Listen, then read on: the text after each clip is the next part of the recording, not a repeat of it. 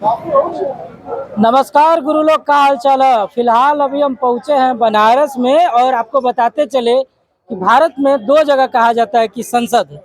एक है दिल्ली में और दूसरा कहा जाता है पप्पू की चाय की दुकान पे, जहाँ पे हमारे देश के प्रधानमंत्री माननीय नरेंद्र मोदी जी ने भी आके चाय का टेस्ट लिया। और चाय और मोदी जी का क्या संबंध है वो हम सभी जानते हैं।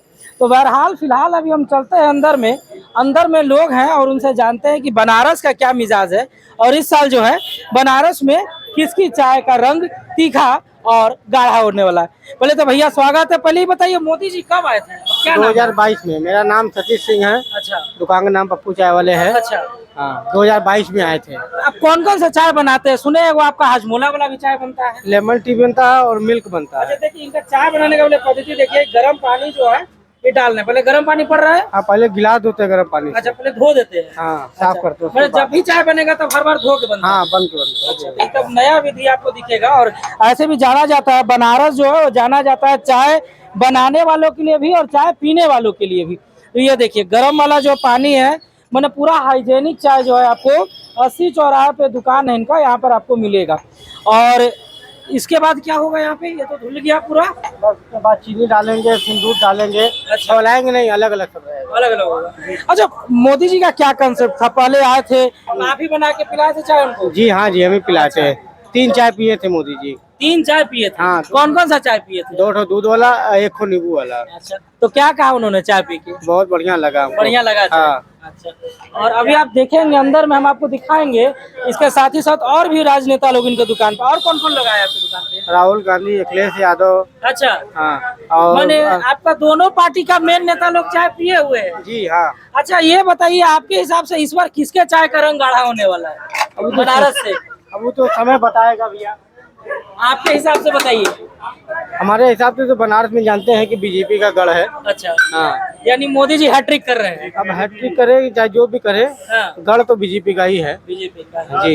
यानी मोदी जी की चाय जो है यहाँ से रंग जो है उनका गाढ़ा बनने वाला है, जैसा कि भैया बता रहे हैं। और देखिए अब जो है ये चाय बनने की प्रक्रिया शुरू हो गई है।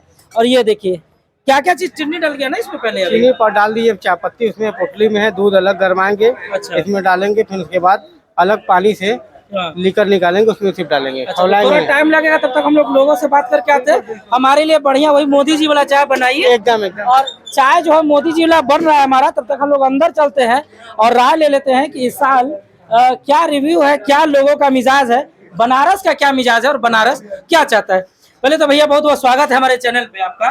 जी जी। ये बताइए कि चुनाव की घोषणा हो चुकी है और ये माननीय नरेंद्र मोदी माने हमारे प्रधानमंत्री का लोकसभा क्षेत्र, क्या लगता है इस बार हैट्रिक होगा या राहुल गांधी जीत ले जाएंगे? निसंदेह हैट्रिक होगा। अच्छा। और 4 जून 400 पार भी होगा। अब की बार 400 पार? हाँ, इसमें कोई शक नहीं। अच्छा, ये विकास का मुद्दा क्या है? बहुत सारे लोग का कहना है, विपक्ष का कहना है विकास नहीं हुआ है, सब बात जुमला है, क्या लगता है? विपक्ष केवल बिरहा गा रहा है। अच्छा। उसके पास कोई मुद्दे ही नहीं है। विकास भी हो रहा है। और रही बात और रोजगार का, तो रोजगार एक प्रक्रियागत संस्था होता है। प्रक्रियागत रूप से रोजगार पर भी काम चल रहा है। विपक्ष का भी बार बार कहना है कि 2 करोड़ रोजगार की बात थी, 15 लाख रुपया देना था, क्या कहना है आपके इसमें? 15 लाख रुपया तो पहली बात तो देने के लिए कहे नहीं थे, लेकिन फिर भी मिला लीजिए तो 15 लाख से ज्यादा हो गया। 5 लाख आयुष्मान कार्ड, 2.5 लाख प्रधानमंत्री आवास योजना, और गरीब बेटियों के लिए शादी का अनुदान 65,000 रुपया जोड़ लेंगे तो 15 लाख से ज्यादा ही हो जाएगा। अच्छा, आप बनारस से ही हैं? यस बनारस से। अच्छा, बनारस में 2015 दो सत्र होने जा रहा है उनका, इस बार तीसरा है। जी जी। तो 15 से पहले और 15 के बाद आप विशेष किन किन चीजों को बदलाव देखते हैं बनारस में आपके नजर से? बनारस में ही नहीं, पूरे देश में हर सेक्टर में बदलाव हुआ है और हो रहा है। और रोजगार का जो लोग बार बार बिरहा गाते हैं ना, रोजगार को बताइए उन मूर्खों को कि रोजगार एक प्रक्रियागत कार्यक्रम होता है। वो एक दिन या एक रात या वन टाइम समय नहीं होता है। क्रमबद्ध और सुव्यवस्थित तरीके से रोजगार का सृजन किया जाता है। इकोनॉमिक्स पढ़े नहीं है, ABCD मालूम नहीं है। तो विपक्ष के नेता राहुल गांधी का कहना है कि हम भी पद यात्रा पे निकले हैं, युवाओं को जोड़ रहे हैं, मोहब्बत का सरकार बनाना है। राहुल गांधी को तो पहली बात राजनीति का ABCD नहीं मालूम है। अच्छा। मैंने आपसे कहा ना कि अभी कुछ दिन पहले योगी बाबा अखिलेश यादव को डांटे थे कि सिट डाउन, विरासत में गद्दी मिलती है, बुद्धि नहीं, बुद्धि कहाँ से लाओगे। देखिए बात गद्दी और बुद्धि की हो रही। अच्छा, और बताइए। और यही सब बात है। विपक्ष का एक ये भी कहना है कि रोजगार के साथ साथ अन्य जो चीजें हैं वो बातें सिर्फ जुमला बन के रह गई हैं। क्या कहना चाहेंगे? जुमलाबाज कहा जा रहा है। जुमलाबाज नहीं है, सब काम हो रहा है, सब प्रक्रिया के तहत है, सब हो रहा है। मैंने इस बार मोदी जी हैट्रिक ला रहे हैं, निसंदेह हैट्रिक ला रहे हैं, निश्चित है। हाँ एकदम। क्या कहना चाहेंगे बनारस के विकास के विषय में? अच्छा, नहीं कहना चाहेंगे। लिए हुए हैं क्या? देखा एक गुरु एक बात समझ ला, मतलब एक बार एक कहानी, एक ब्रह्मा जी आई ललन तो कहलन की चला गुरु ले चला थे स्वर्ग में। कहलन की भैया गुटका लिए हुए हैं, स्वर्ग से भी बड़ा चीज है, अभी नहीं जा सकते, अभी तुरंत पाइन है। वो अमृत दिए जा रहे थे कि बाबू लो अमृत तो प्राप्त कर लो। तब समझ ला कि आके बनारस की जो भांग है, चाय है, इन सभी चीजों का स्थान जो है उसके भी ऊपर है। अच्छा, क्या लग रहा है इस साल क्या होने वाला है? राजनीति कहाँ जा रही है आपके हिसाब से? कौन इस साल अभी जीतने का कोई कुछ कह नहीं सकता। स्थिति पिछले बार की तुलना में बहुत बदल गई है। इस बार जनता थोड़ी सी जागरूक ज्यादा हो गई है। अच्छा, अब इनके सारे चीजों को इतना ध्यान, इनका सिर्फ एक ही मुद्दा रहा है, धर्म धर्म धर्म, और कुछ मुद्दा रहा नहीं है। हाँ, विकास के नाम में इन्होंने रोड बनाई है, पूरे देश भर में बनाई है, इसमें कोई दो राय नहीं है। तो सिर्फ यानी कि नरेंद्र मोदी की सरकार में आपको सिर्फ रोड दिखा अभी तक? रोड के अलावा उन्होंने क्या किया? हर आदमी को कर्जे में डुबा दिया। आप किसी से भी सर्वे पूछ लीजिए कि आज से 5 साल 10 साल पहले वो आदमी क्या रुपए कर्जे में था और आज कितना है। किसी के पास 1 रुपया अपनी पूंजी बची नहीं है। हर आदमी कर्जे में है आज की डेट में, चाहे वो गाड़ी से चल रहा हो चाहे कार से चल रहा हो, वो कर्जे की ही गाड़ी से चल रहा है। सरकार का तो कहना है कि हमने मुद्रा लोन दिया है, व्यापार करिए, स्वरोजगार करिए, आगे बढ़िए। तो बिना कर्ज का कैसे आगे बढ़िएगा? व्यापार करने के लिए वो लोन तो दे रहे हैं, लेकिन वो ये नहीं ना बता रहे हैं व्यापार क्या करिए, व्यापार आदमी क्या करेगा। व्यापार करने का कोई सिस्टम वो बनाएंगे तब तो आदमी करेगा। अब व्यापार 2 लाख रुपए आदमी लोन ले ही लिया, कोई व्यापार में डाला, उस व्यापार में इतनी समस्याएं हैं, इस टाइप की स्थितियां हैं कि वो व्यापार उसका डूब गया।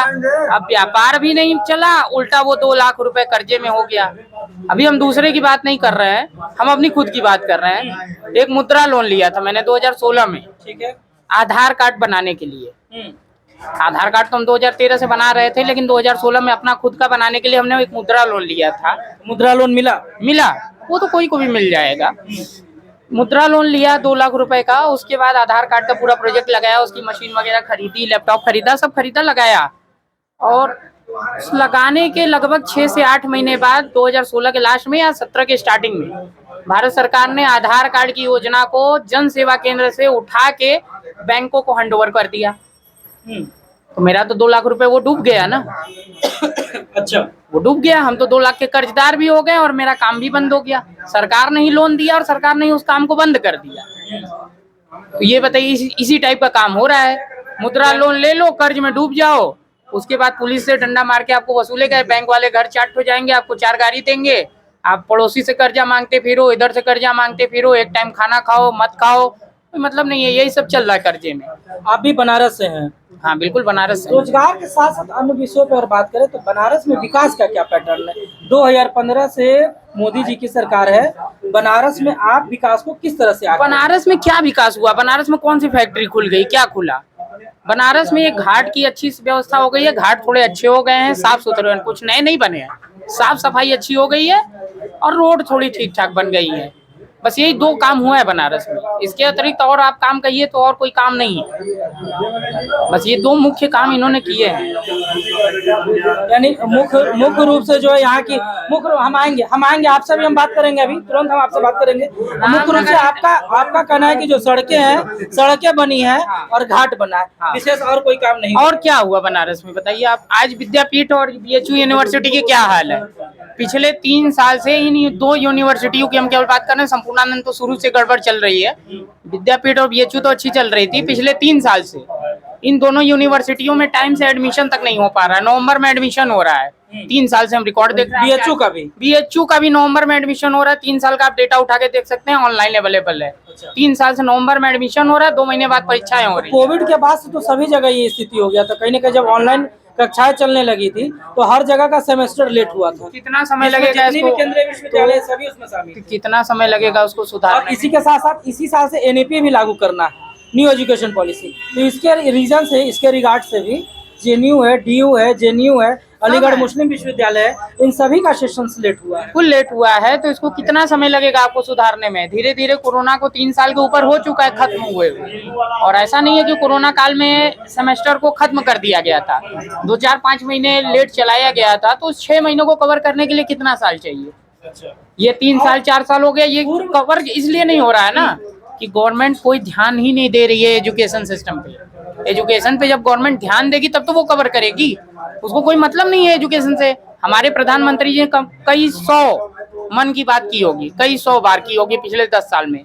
हम चैलेंज के साथ कहते हैं कि उन सारे मन की बात में एक भी मन की बात हमको कोई सुना दे जिसमें प्रधानमंत्री जी ने एजुकेशन की बात की हो। यहाँ अगर बात करें पूर्ववर्ती सरकार की 15 के पहले ये हुआ, 15 के बाद, उस समय में आप क्या देखते हैं? इस समय में आप क्या देखते हैं? देखिए, समय के साथ सारी चीजें ऑटोमेटिकली दिन प्रतिदिन 15 विकसित। के पहले ठीक था, देखिए, ठीक था, उससे बेटर ठीक आज भी है, इसमें कोई दो राय नहीं है। समय के साथ चीजें विकसित ही होती हैं, ऐसा नहीं है कि इन्होंने आगे कुछ नया कर दिया। सारी चीजें 15 के पहले की हैं, उसको ये ठीक ठाक चला रहे हैं, इसमें कोई दो राय नहीं है। अब आप जो ये राशन बांटने की योजना है, ये 2013 खाद्य सुरक्षा अधिनियम के तहत बांट रहे हैं। ये पता ही नहीं होगा लोगों को, लोग हवा में बात करते हैं मोदी जी दिए, मोदी जी दिए। अरे मोदी जी अपने घर से गेहूं उगा के थोड़ी न दिए हैं। खाद्य सुरक्षा अधिनियम 2013 जो कि कांग्रेस ने पारित किया था, उसके तहत ये राशन बांटते हैं। आधार कार्ड के थ्रू ये सब्सिडी देते हैं। आधार कार्ड 2011 में कांग्रेस लेके आई थी देश में, उसके थ्रू ये सारी सब्सिडी बांट रहे हैं। तो कुछ नया थोड़ी नहीं इन्होंने कर दिया है कि सब इन्होंने कर दिया। सब कुछ हमारे पास था, उसको ये चला रहे हैं। लेकिन उसको चलाने के साथ साथ ये इतना हाई लेवल पे महंगाई बढ़ा रहे हैं, रिकॉर्ड तोड़। $108 पर बैरल के रेट से 2014 में कच्चा तेल की खरीद होती थी और 70 रुपए में पेट्रोल बिकता था। आज लमसम $70-75 पर बैरल के रेट से खरीद हो रही है। इतना कम हो गया। कोरोना में तो $30 के आसपास आ गया था, लेकिन इन्होंने पेट्रोल डीजल का दाम कितना बढ़ाया?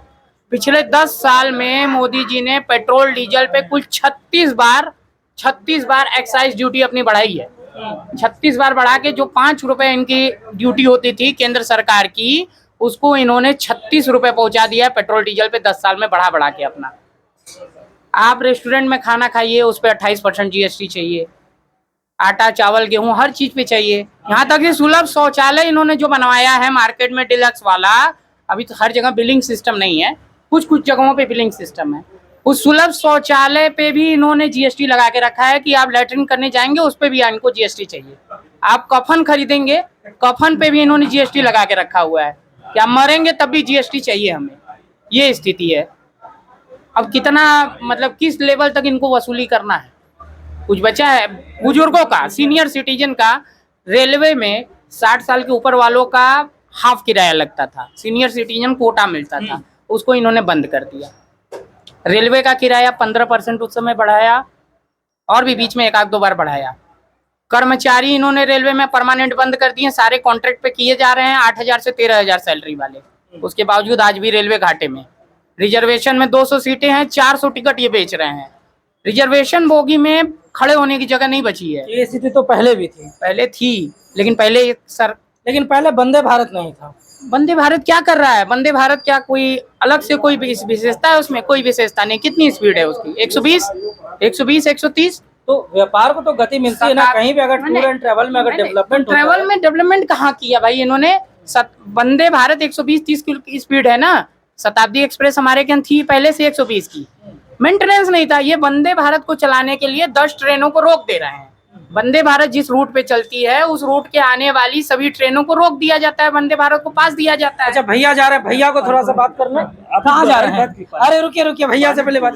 पानी पी रहे हैं, आइए पानी पी के आइए। भैया पानी पीने गए हैं और पानी पिलाएंगे भी लोगों को।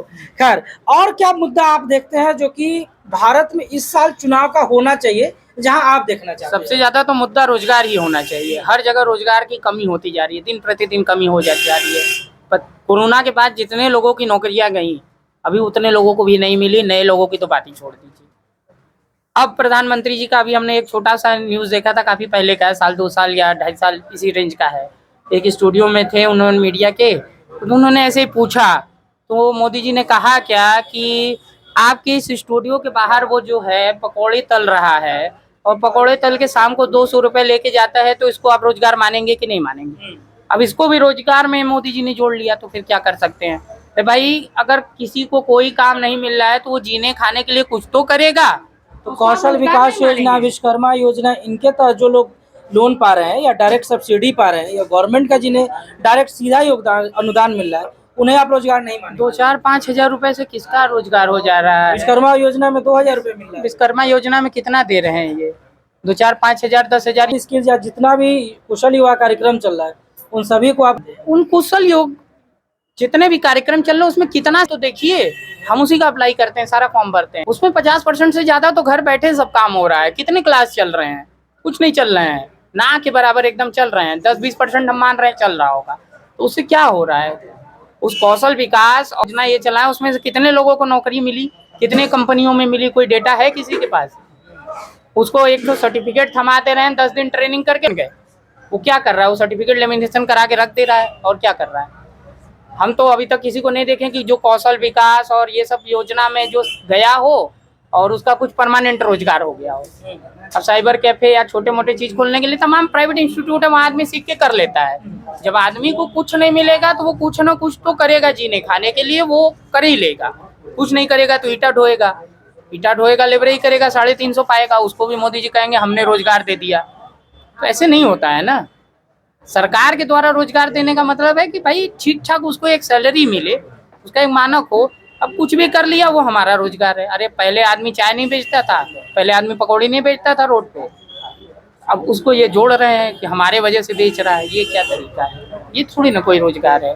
चलिए अन्य लोगों की भी राय लेते हैं इनके विषय से। अभी जो है रोजगार वगैरह नहीं बढ़ा है, अभी नौकरियां नहीं मिली हैं। आपका परिचय भैया बताइए। नीलेश कुमार सिंह। कहाँ, बनारस से ही है? हाँ, इन लोगों का नियुक्ति पत्र फाड़ दिया गया है 2014 के पहले 4-5। पहले ये बताइए, बनारस से है, बनारस में 2 बार से मोदी जी सरकार बना है। पहले ये बताइए इस बार का क्या स्थिति है, क्या लग रहा है? इस बार तो वही जो 2 बार की स्थिति थी, इस बार वही है, हैट्रिक होगा। एकदम बना हुआ है। भैया का कहना है कि कोई विकास वगैरह नहीं हुआ है, कोई नौकरी नहीं मिली है, और जो पहले से चीजें हो रही थी उसे ही रोजगार के नाम पे चिपका दिया गया है। सीधा बात सही है। तो बताइए क्या कहना चाहेंगे? अरे शास्त्रों में पहले ही लिख दिया गया है, चक्षुषा विहीनम दर्पणम किम करिष्यति। अब जिसकी आंखें ही नहीं है उसके लिए दर्पण क्या है? वो तो कुछ नहीं देखेगा। अब विकास तो सामने ही दिख रहा है। आप रोड पर, ये खुद ही गाड़ी चलाने वाले हैं, रोड की तो बात कर ही दिए। ये रोड की ही बात किए हैं, बोले कि रोड छोड़ के और कहीं वो तो विरोधी भी करेंगे ना, वो तो दिख ही रहा है। अच्छा, आपके नजर में बताइए क्या क्या विकास आप देखते हैं, खासकर बनारस के, क्योंकि यहाँ से प्रधानमंत्री का लोकसभा क्षेत्र। बनारस के सापेक्ष में क्या विकास देखते हैं? हम लोग दर्शनार्थी आदमी हैं, हर मंदिरों का विकास देख रहे हैं। ये विश्वनाथ मंदिर को हम लोग जा पाते थे, या उस जिस गेट से सबसे अच्छी एंट्री हो रही है उस गेट से कोई जा पाता था? अब तो डायरेक्ट आप घाट से भी चले जाइए, उधर से भी चले जाइए, पूरा अब मंदिर भी आप ही का है। पहले तो लगता ही नहीं था। और क्या कहा जाए, मतलब कि ये तो सामने दिख रहा है, अब प्रत्यक्ष की चीज को कैसे झुटला देंगे? उनका कहना है कि लोगों का, उनका कहना है कि रोजगार नहीं है, स्वरोजगार को ही रोजगार माना जा रहा है, नौकरी उसे ही मानी जा रही है। और ट्रेनों में भी जो अभी उन्होंने खासकर तौर पे, अभी आप सुन रहे थे, भैया जो बता रहे थे आप सुन रहे थे कि वंदे भारत भी उसी नाम से सिर्फ एक कट कॉपी पेस्ट है, पहले से चीजें थी उसे ही फिर से चलाया गया। क्या कहना है? 4000 ट्रेन का प्लान है, 2000 निकल भी गई है। वंदे भारत कितनी बढ़ रहे हैं, कितना रेल पटरी का बिचौड़ीकरण हो रहा है, विकासकरण हो रहा है। हर स्टेशन इवन तो एक छोटे से बड़ा हर स्टेशन आप देख रहे हैं। अभी आप आएंगे, फिर आएंगे आप, अभी आएंगे। नहीं, हर स्टेशन पर विकास, हर स्टेशन पर काम चालू है। अब आप क्या कहेंगे कि नहीं हो रहा है? तो भाई नहीं हो रहा है। अब उसके लिए तर्क क्या देना है? आप देख लीजिए, 4 स्टेशन घूम ही आइए, वो ज्यादा अच्छा रहेगा उनके लिए। रोजगार पर सीधी प्रक्रिया थी कि रोजगार बिल्कुल समाप्त हो चुका है। 15 के पहले और 15 के बाद जो व्यक्ति आज आलू भी बेच रहा है उसे सरकार रोजगार कह रही है, जो इन्होंने अभी बताया। क्या कहेंगे इस विषय पर? अरे तो वो इनकम टैक्स का आंकलन ही देख लीजिए ना, वो तो पूरा डाटा ही है सामने। पहले कितना कलेक्शन होता था इनकम टैक्स के नाम पर, अब कितना हो रहा है? इनकम हो रहा है तब तो इनकम टैक्स आ रहा है। यह तो पूरा डाटा ही है, इसमें हम इनको क्या बताएं, आपको क्या बताएं? ये तो सामने ही है। अच्छा, अगर बनारस के आसपास के यानी पूरा अगर यूपी को लेके देखें, आप यूपी से हैं, तो इन पिछले 10 वर्षों में आप क्या विकास को देखते हैं यूपी में? पिछले तो पूरा विकास हो गया है भाई, मतलब पिछले 10 वर्षों में क्या कहा जाएगा। अरे सामाजिक क्षेत्र में हो ही गया है, आर्थिक क्षेत्र में हम बढ़ ही रहे हैं। वो आर्थिक क्षेत्र में जो ये चाह रहे हैं, जो कोई भी चाह रहा है, सबकी इच्छा होती है कि हम लोग भी विकसित हो जाए, तो होंगे। तो प्रोसेस तो सही होना चाहिए ना, वो प्रक्रिया ही रुकी हुई थी, उसको गति ही दिया जा सकता है। मानसिकता किसी की बदली नहीं जाए, प्रक्रिया को गति दिया जा रहा है। अब देखिए आगे कहाँ तक जाते हैं। सरकारी नौकरियों की संख्या जो है, वो जो डाटा भी कह रहा है, जो आप सभी लोग देख रहे हैं, उनकी संख्या लगातार कम होती जा रही है। लोगों का भी कहना, विपक्ष का भी कहना, क्या कहेंगे इस पे? सरकार का कभी काम ये रोजगार योग्य तैयार करना है, सरकार खुद नियुक्ति नहीं देगी। सरकार का काम भाई आप रोजगार हेतु बन जाए, रोजगार हेतु माहौल बना रहे, ये सरकार का काम है। और ये हो रहा है, फैक्ट्रियाँ आ रही हैं, ये हो रहा है। आप सरकार खुद कंपनी बैठाए, उसमें आपको नौकरी दे, तो ये तो सरकार का ड्यूटी नहीं है। अग्निवीर योजना के लिए क्या कहिएगा? 4 साल नौकरी करना है और 4 साल नौकरी करने के बाद जाना है, क्या कहेंगे? तो अग्निवीर योजना हमेशा अच्छी रही है। 4 साल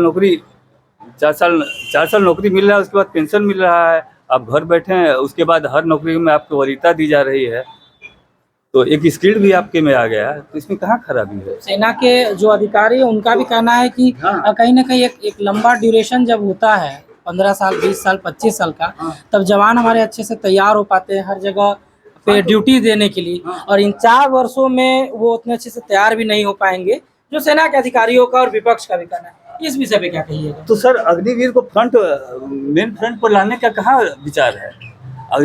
छोटे भी फ्रंट होते हैं हर जगह, हर देश में होते हैं, तो छोटे फ्रंट के लिए ही तो अग्निवीर तैयार किए जा रहे हैं। अग्निवीर तो सेना के लिए है, सीधे भारतीय सेना के लिए। सेना का कोई पुलिस की सेना तो है नहीं जिसे जिला वाइज किया जाएगा। हाँ, जिला वाइज किया जाएगा, वही तो बात कर रहे हैं। क्या कहना चाहेंगे? ठीक है, 4 साल के लिए। हाँ, एकदम ठीक है। और उसके बाद आप नौकरी, उसके बाद तो आपको नौकरी के रास्ते खुल रहे हैं भाई। हर नौकरी में वरीयता दी जा रही है, इनको और क्या दिया जाएगा। यानी कुल मिला के अगर देखा जाए, अभी 10 साल तो हो गया ना भाई। 3 साल आप एक ग्रेजुएट होने के लिए भी तो 3 साल लग रहा है, 3 साल लग रहा है मिनिमम। तो 4 साल आप नौकरी भी पा रहे हैं, आप में एक स्किल भी आ रहा है, तो क्या बुरा है। यानी 10 साल के अगर कार्यकाल को देखा जाए तो आप संतुष्ट हैं? संतुष्ट क्या कहा जाए, संतुष्ट तो हम तभी होंगे, कोई भी तभी होगा जब पूर्ण संतुष्टि नहीं है, लेकिन संतुष्ट है। अच्छा, सरकार अगर इस बार बनती है, जिसकी भी बने, क्या कुछ खास देखना चाहेंगे? मतलब क्या बदलाव, जो अभी चीजें हो रही हैं उसके साथ साथ आप किन बदलावों को देखना चाहते हैं? जो भी अब तत्कालिक सरकार बने, किसी की भी, उसमें आप क्या देखना चाहते हैं? ये जो काम कर रहे हैं उसको थोड़ा गति से, कुछ स्लो चल रहा है। आपका मुख्य मुद्दा क्या है? आपका मुख्य मुद्दा क्या है? मेरा मुख्य मुद्दा वही है जो हर चुनाव में सबका होता है। हर पार्टी तो अपने संकल्प पत्र में घोषित करके कुछ उसको विकृत करके दिए हैं, लेकिन सबने वही तो किया हुआ है कि रोजगार, स्वास्थ्य, चिकित्सा, परिवहन, यही सब तो चाहिए जनता को, और क्या लेंगे। और भी लोग बैठे हैं, उनसे बात कर लेते हैं। चाचा जी, क्या लग रहा है बनारस का इस बार चाय का जो रंग है वो किसका जमेगा, किसका गाढ़ा अब तो ये 4 जून के बाद ही पता चलेगा। अच्छा, ऐसे पहले क्या बोलना। विकास को लेके क्या कहेंगे? विकास हुआ है, रोड बनी हुई है सब जगह, सिर्फ रोड बनी है, शौचालय बने हैं। अगर बनारस को देखा जाए पिछले 10 सालों में, इसमें क्या बदलाव देखते हैं? बनारस में तो कुछ वैसा बदलाव नहीं हुआ। जगह मान लीजिए एक अमूल फैक्ट्री खुल गई है, रोड बने हैं, लोगों के घर शौचालय बन गए हैं, और तो कुछ हमको ऐसा नहीं लगता है। अच्छा, अब जो सरकार बन रही है, चाहे जिसकी भी सरकार बने, तो क्या अपेक्षा रखते हैं? क्या कुछ नया खास जोड़ा जाए इस चुनाव में सरकार से? सरकार से क्या, देखिए मेन बात है कि लोगों को रोजगार चाहिए। मेन मुद्दा पहला रोजगार का है, नहीं रोजगार मिलेगा तो सब बेकार है। रोजगार जरूरी है, फर्स्ट प्राथमिकता रोजगार को चाहिए। पढ़ने के बाद सभी लोग, उनको रोजगार कहाँ से मिलेगा? रोजगार मुख्य मुद्दा होगा। और भी लोग हैं यहाँ पे, बात कर लेते हैं इनसे। अच्छा, का खाते हुआ पहले ही बताओ, का है? बनारस के कहा पान है का? हाँ। देख ला गुरु, पान है। और आप समझ जब हम लोग का ब्याह होता है ना तो हम लोग को माई बाबू पान खिलाते हैं। अभी ब्याह हुआ है? अरे बच्चा भी हुआ है क्या बात है। और बच्चा की नौकरी भी हुआ है। तो ये सब सारी चीजें पान से डिसाइड होती अरे है। वाह, ये पान ही तो हम लोग का बुढ़ौती है। अच्छा, देख लीजिए मैंने पान जो है ना सर्वे सर्वा है एकदम, समझ लीजिए कि पान का जो है अलग एक रुतबा है। अच्छा ये बताइए, तो पान आप खा रहे हैं, इस बार क्या करना है? पान किसको खिलाइएगा, राहुल गांधी को कि मोदी जी को? पान किसको खिलाइएगा? पान किसको खिलाना है इस बार? देखिए राहुल जी तो वही पान खाए नहीं है, अच्छा। पान तो उनको खिलाना चाहिए। हाँ। अब रह गया बनारस वाले पान खा के भूल गए, हाँ। तो एक टाइम पान खिलाएंगे किसको? हाँ। देश का हाँ। जहाज है, हाँ। टोपी देश का है, ठीक है। कपड़ा देश का है, ठीक है। शरीर देश का थोड़ो है। अच्छा, बतवा घुमा दे, ही नहीं बतेला कि बनवा के आइबा केकरे? अरे हम राहुल के खिलाएंगे। अच्छा, इस साल राहुल गांधी का पान खिला के मुंह लाल कर देना है, बनारस खिलाएगा पान उसको। अभी हमसे उनसे मुलाकात ही नहीं हुआ तो उनको पान कैसे खिलाएंगे? अरे मुलाकात हो जाएगा तो खिलाइएगा ना। जरूर खिलाएंगे, उनका इस तो बार- शादी करेंगे। अरे यही देखिए, ये भी एक विशेष मुद्दा है। और ये सारा निर्धारण यहीं से हो सकता है, और कहीं से होगा नहीं। बनारस में होगा, और बनारस में इसी दुकान से होगा। यही से यहाँ कहते हैं कि माता पिता गुरु, हाँ। और जो घरे रहेगा उसी का बात होगा कचहरी शुरू। क्या तो बात है। तो ये टाइम तो जिस आधार से मोदी जी बैठे हैं, हाँ। किसके घर में कचहरी नहीं है, मगर जिसके परिवार है वही का काशी है।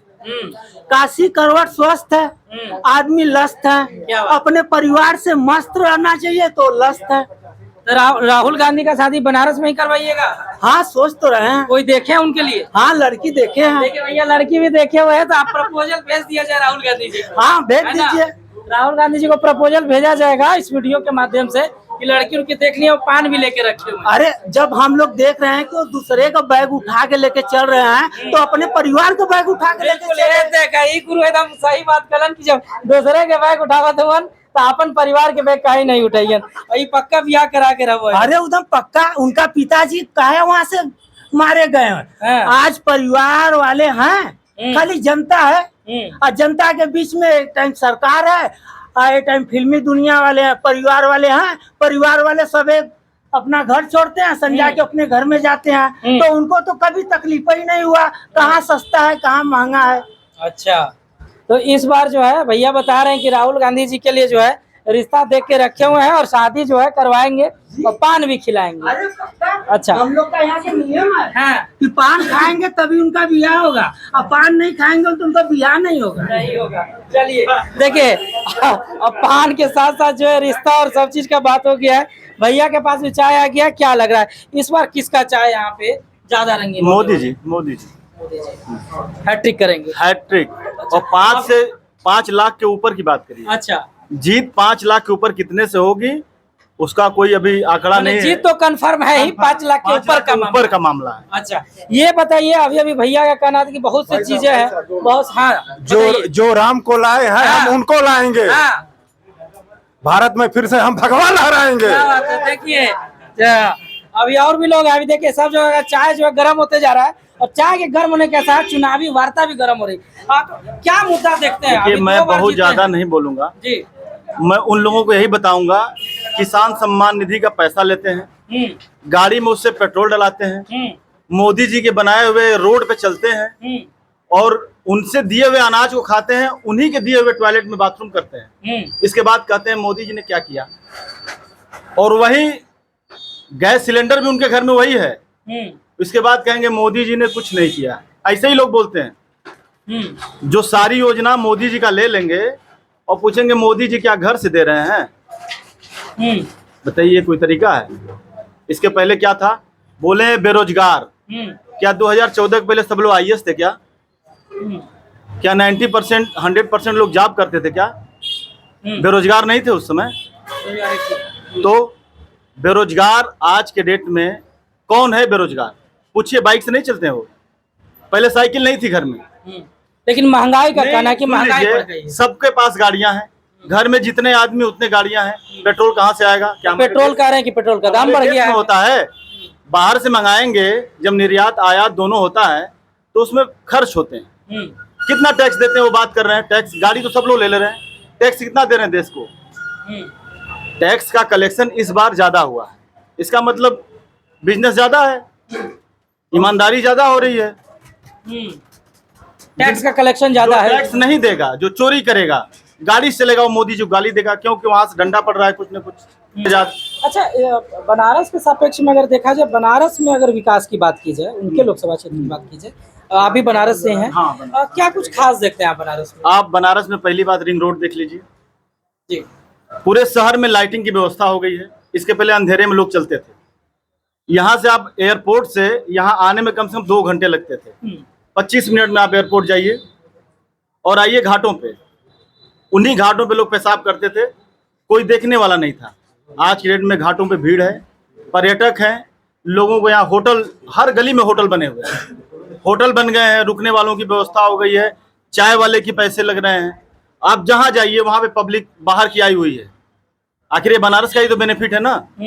साड़ी वाले, टेम्पू वाले। भाई हमने क्या कहा, सारे बिजनेस, भाई ने कहा बिजनेस है ही नहीं। अरे बिजनेस कहाँ नहीं है भाई, आपने किया ही नहीं। आप बिजनेस करो तो पकौड़ा तलना कौन कह रहा है खराब है। आप चले जाओ अभी लंका पे, मलाइयो बेच के डेली 10 से 20 हजार रुपए कमा रहा हो, उससे बड़ा कोई व्यापारी कौन कमाएगा बताइए। लोग सरकारी नौकरी की बात करते हैं, लोग कहते हैं कि सरकारी नौकरी एक, सुन लीजिए, सरकारी नौकरी एक लिमिटेड है। हाँ। हमारे पास अगर जिले में तो एक ही कलेक्टर रहेगा, अगर 4 तहसील है तो 4 ही हमारे पास एसडीएम होंगे, उससे ज्यादा नहीं रख सकते हम। तो क्या हम 25 तो एसडीएम भर देंगे यहाँ पे? भाई हमारी सरकारी संस्था जितनी है उतनी लिमिटेड भरी हुई है, कहाँ से हम भर देंगे सरकारी नौकरी में। हाँ, ये कहिए कि जनसंख्या विस्फोट, वो जनसंख्या ज्यादा पैदा हो रही है इस समय। रहने वालों की संख्या घर में पहले 2 थे, आज 25 लोग हैं। भाई नौकरी, आपको रोजगार करना पड़ेगा, आपको कहीं न कहीं जा कर कुछ काम करना पड़ेगा। आप ये सोचिए कि मोदी जी नौकरी दे दे, अरे भाई आप उस लायक बनिए ना, नौकरी नहीं मिले लोगों को। कक्षा 10 पास हो गए, 12 पास हो गए, इंग्लिश में कुछ आता नहीं है, कहेंगे हमको रोजगार नहीं मिल रहा है। क्या किए भैया, हमने वहां से एसएमएस से बीटेक किया है, कौन सा डिवीजन है? 3rd डिवीजन है। कहाँ से रोजगार पाएंगे आप? जानकारी एको पैसा नहीं है, खाली डिग्री है। अच्छा, सरकार इस वर्ष बन रही है, आप बता रहे मोदी जी का सरकार बनने जा रहा है, तो नया क्या कुछ देखना आप चाहेंगे इस सरकार में? नया में मैं चाहूंगा जनसंख्या नियंत्रण, सिविल कोड, ये सब चीजें देश में लागू हों जो अति आवश्यक है। और जितने भी लोग गाड़ी खरीदते हैं उनसे पहले टैक्स, ये कहाँ से पैसा लाए हैं, इनसे टैक्स लिया जाए। रोड पे ये गाड़ियां चल रही है ना, ये टैक्स न जमा करने वालों के पास बहुत ज्यादा गाड़ियां हैं। जो टैक्स भरता है उसके पास सिंगल गाड़ी होगी, बिना टैक्स वाले 10 तो गाड़ी खरीद ले रहे हैं, क्योंकि टैक्स की चोरी कर रहे हैं वो। तो जो गाड़ी खरीदता है उसका पूरा डेटा होना चाहिए कि टैक्स की चोरी कैसे कर रहा है। 2 गाड़ी का टैक्स दे रहे हैं, 10 गाड़ी उसके पीछे बिना टैक्स। हाँ भैया बोल रहे हैं 2 मिनट और। हाँ बताइए, शॉर्ट में अपनी बात को रखिए। भैया को शायद पता ही नहीं होगा कि गाड़ी जब आप शोरूम में खरीदने जाते हैं ना, तो गाड़ी का जो टैक्स होता है पूरा 15 साल का टैक्स, 15 साल का रोड टैक्स, गाड़ी का रजिस्ट्रेशन, सारा टैक्स गाड़ी का शोरूम पे करने के बाद ही आपको मिलता है। दूसरा टैक्स जीएसटी, आप जो भी सामान मार्केट में खरीद रहे हैं ना, चावल, आटा, तेल, साबुन, नमक, चीनी, toffee, biscuit, A to Z, कुछ भी, कॉपी, किताब, पेन, जूता, चप्पल, चड्डी, अंडरवियर, कुछ भी, सारी चीजों का जीएसटी। जब कंपनी से वो माल निकलता है तो कंपनी वाला जीएसटी लेके गवर्नमेंट को उसी समय दे देता है। आप चाहे मत चाहे, आपको जीएसटी पे कर रहे हैं। आप कुछ भी करेंगे जीएसटी आपका पे हो रहा है, आप चुरा नहीं सकते जीएसटी। सिर्फ एक टैक्स की चोरी होती है, इनकम टैक्स। इनकम टैक्स तब लगेगा जब अब आपकी साल भर की कमाई 7 लाख के ऊपर होगी तो लगेगा। जीएसटी तो अंधाधुन वसूली हो रही है, वो तो कंपनी से सरकार ले रही है। तो अब मार्केट में जीएसटी चोरी का मतलब क्या रह गया? दूसरी बात, गाड़ी का सारा टैक्स शोरूम पे ही पेड हो जाता है। जब आप गाड़ी खरीदते शोरूम से निकालेंगे तो सारा टैक्स पे करके निकालेंगे, उसके बगैर नहीं निकलने वाला है। ये तो जबरदस्ती की बात है, आदमी गाड़ी लिया है तो टैक्स नहीं भर रहा है। अरे टैक्स देंगे तब पे गाड़ी आपके हाथ में आएगी, वैसे गाड़ियाँ नहीं मिलेगी। बिल्कुल, गाड़ी की बात बताई है और लोगों से यहाँ चर्चा हुआ है। निश्चित रूप से अभी यहाँ पर जो पहली आपने चौपाल लगाया है चाय की दुकान पे, ये कहीं ना कहीं मोदी जी और राहुल गांधी के सापेक्ष अलग अलग जो विचार है तो वो आपके सामने हमने रखा। जनता जनार्दन पे हम छोड़ते हैं, आप कमेंट सेक्शन में बताइए आप कहाँ तक इसे समावेशन के रूप में देखते हैं, समायोजित करते हैं, कमेंट सेक्शन में बताइएगा। और किस अगले लोकसभा क्षेत्र का आप वीडियो देखना चाहते हैं कमेंट में बताइए। मैं परमेश्वर मालवीय विश्लेषण के साथ मिलता हूँ आपसे और एक नए वीडियो में, तब तक के लिए नमस्कार, जय हिंद।